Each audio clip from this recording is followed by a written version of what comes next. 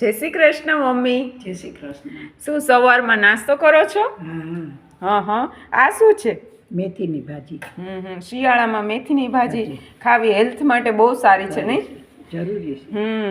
અને ડાયાબિટીસ વાળા લોકો માટે બહુ સારું છે. કડવાટ ખાવી જોઈએ. એ સારું છે. અને આ છે પરોઠા છે, પછી આ છે શિમલા મિર્ચ. સરસ છે શિમલા મિર્ચ, ખાવાની મજા આવે. આ આંબા હળદર છે, આ ગ્રીન ચટણી છે, આ મરચાંની ચટણી છે. અને સવારમાં પહેલાં 5 બદામ મમ્મી રોજ ખાઈ લે છે, બરાબર છે, નાસ્તા પહેલાં. બરાબર ને? હેલ્થ માટે બહુ જ સારું છે, બરાબર ને? અને હવે મમ્મી મરચું બતાવો. મરચું બતાવો કેવી રીતે મરચું દેશી ભાષામાં ખાય છે. દેશી ભાષામાં ઈ જો આવી રીતે ખાય. આપણે ચપ્પુથી તોડતા આ દેશી તરીકો છે.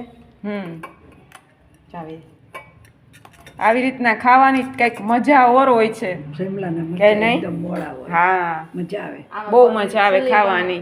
અને મરચાં એકદમ મોળા હોય. ઘણા જે સ્પાઇસી ન ખાઈ શકતા હોય તો એની માટે પણ સારું છે. નાસ્તાની શરૂઆત કરો. નાના બાળકોય ખાઈ શકે. નાસ્તાની શરૂઆત કરો.